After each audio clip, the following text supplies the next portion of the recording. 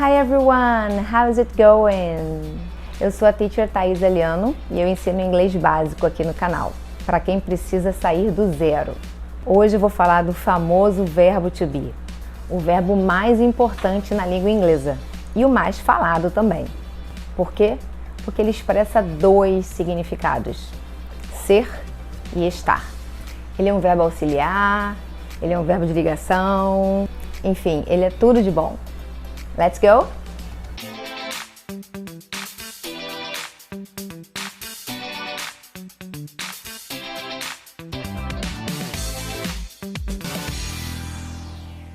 Ok, teacher, ele expressa dois significados, ser e estar. E como é que eu vou entender se a pessoa está se referindo a ser ou a estar? Pelo contexto, gente, não tem como fugir disso. Por exemplo, se eu falo I am Thaís, eu estou usando o significado ser, eu sou Thaís. Se eu falo I am at home, eu estou em casa, eu estou usando o significado estar. Então, para eu dizer quem sou eu vou usar o verbo to be. Tá bom, teacher, mas você falou verb to be, que to é esse? No inglês, a gente utiliza o to para identificar os verbos no infinitivo. Então, o nome do verbo, esse verbo ser e estar, ele é be, é o verbo be. Mas você falou I am, Thaís, I am at home. Então, como é que é esse verbo to be com essa forma que você usou aí, am? O verbo to be é um verbo irregular. O que significa isso? Quando a gente conjuga, ele tem uma forma diferente, ele tem formas diferentes, tá? E o verbo to be, ele tem 8 formas diferentes. Então, por exemplo, assim como na frase de Shakespeare, to be or not to be, that is the question. Eu estou usando o verbo to be na forma infinitiva. Ser ou não ser? Eis a questão. Então, eu vou mostrar para vocês aqui nesse vídeo as 8 formas do verbo to be. No presente simples, ele é conjugado de 3 formas. Am, is, are. Eu preciso saber quando eu vou usar o am, quando eu vou usar o is e como eu vou usar o are. Então, ajuda muito eu conhecer os pronomes, né? Que eu já falei em aulas passadas aí, mas a gente revisa aqui. Quais são os pronomes? I, you, he, she, it, we, you, they.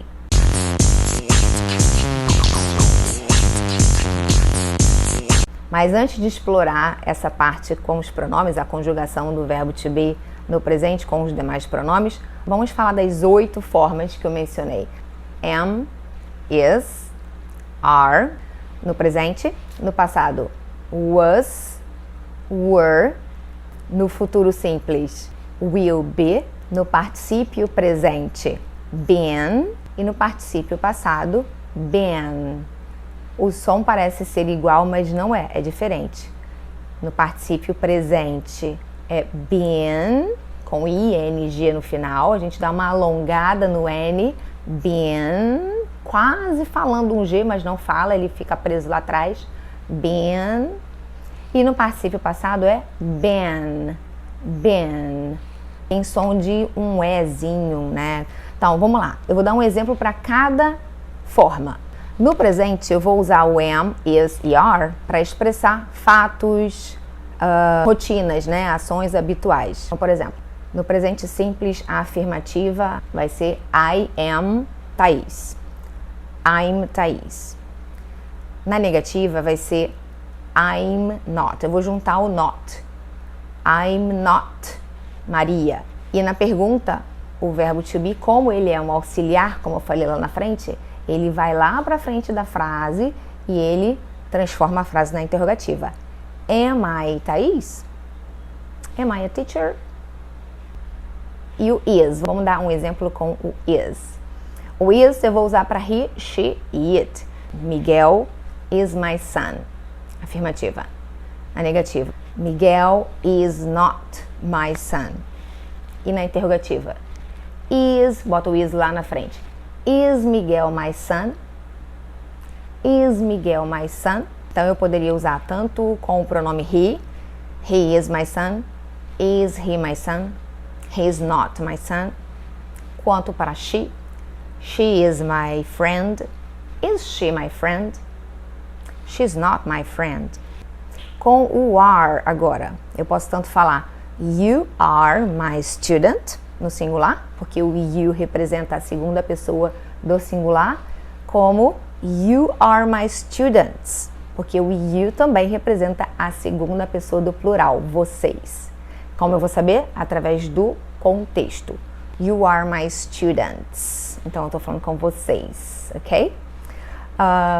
Na negativa, é só colocar o not também depois do verbo to be. You are not my students.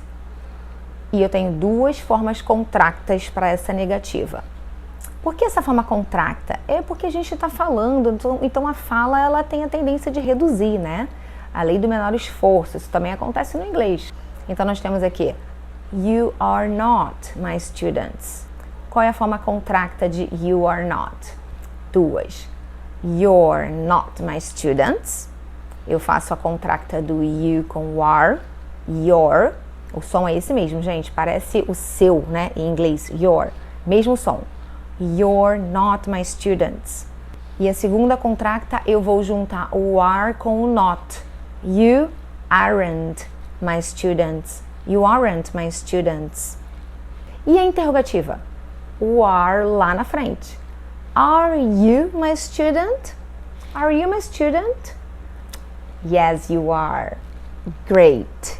E agora no passado simples? As duas outras formas do passado simples do verb to be é was e were. O was eu vou usar com o I. Eu vou usar com a terceira pessoa do singular, he, she, it. Então, eu vou dar um exemplo. I was at home. Eu estava em casa. Estou falando no passado. I was at home. Se eu quiser falar dele ou dela, também é a mesma coisa. She was at home. Maria was at home. Como eu falo a negativa, boto o not também depois do verbo to be. I was not at home. She was not at home. Posso fazer contracta também, só que aqui a contracta é do was com o not. Então ficaria wasn't. Wasn't. I wasn't at home. E a interrogativa? Was lá pra frente da frase. Was I at home? Was Daniel at home? And that was like, all right. And then that was like, all right. And then that was like, all right.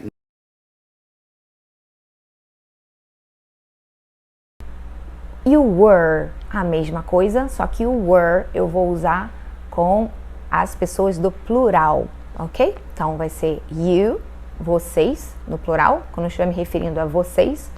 You were my students. Negativa, you weren't my students. E a perguntinha é, were you my students?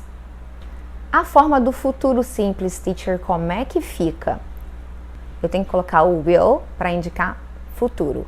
Então, eu vou usar o verb to be no infinitivo, ok? Be. Então, a forma futura do verbo to be é be mesmo, porém com o will na frente. Então, ficaria, for example, I will be back. Eu voltarei, eu estarei de volta, né? O verbo ser, estar, eu estarei de volta. Tem o sentido de eu voltarei. Agora, para fazer a negativa, eu vou botar o not depois do will. Eu vou botar o not entre o will e o be. I will not be back. I will not be back. Você vai repetindo depois de mim, tá? Não deixa de repetir, não. É a repetição que vai fazer você internalizar a língua. E tem contracta para isso? Tem sim. Eu vou juntar o will com o not. I won't be back. I won't be back. E eu posso usar o will be e o won't be para quais pessoas? Para todas as pessoas. A gramática da língua inglesa é muito mais fácil. A pronúncia é que é o problema. Mas como é que fica a gramática? Muito fácil. Com todas as pessoas eu vou usar o will be. I will be. you will be, he will be, she will be back, you will be back. Quando eu estiver me referindo a vocês, igualzinho. We will be back, they will be back. Então, fácil, fácil, fácil. O futuro com o will para todas as pessoas é igual. E a pergunta é só botar o will na frente. Não vou botar o be, mas eu vou botar o will na frente. Então fica assim. Will you be back? Will you be back? Você voltará? A gente em português fala, você vai voltar? A gente usa outros verbos para indicar o futuro, né? Em inglês a gente vai usar só o will mesmo, alright? Então, é o will na frente de todas as pessoas. Will you, will he, will she be back, will they be back? Vamos dar um exemplo agora do be no particípio presente com o ing, been. Been alive, como na música da Barbra Streisand. Não sei se vocês conhecem, se vocês não conhecem, dá um search, vai lá na internet, no seu navegador, que significa, se eu for traduzir, estar vivo, né? Mas esse in significa estando.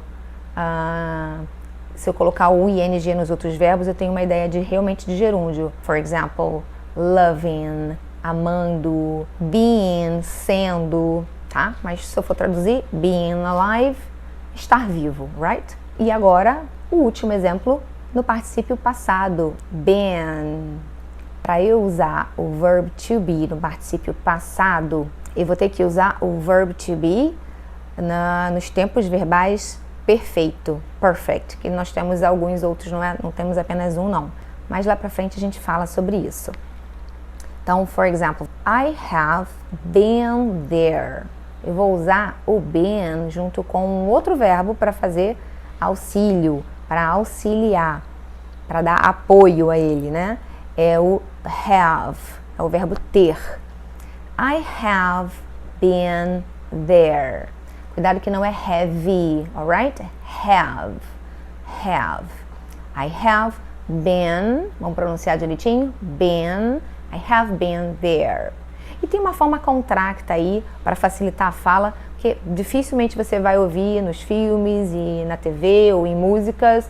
I have been there. Só quando a gente estiver dando uma ênfase à situação. Então a gente vai usar a forma contracta do have com o pronome. I've been there. Então eu vou juntar o have com o I. Vai ficar I've.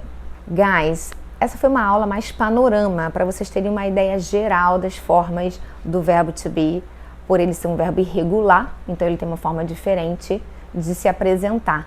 Eu espero realmente que vocês tenham gostado, que tenha ajudado, né? Claro. Se vocês quiserem colocar mais opções de uso do verbo to be aqui nos comentários, pode comentar. Fique à vontade. Para mais conteúdos, se inscreve no canal, assista às outras aulas. Tenho certeza que você vai começar a sair do zero. Thanks for watching. I'll see you next video.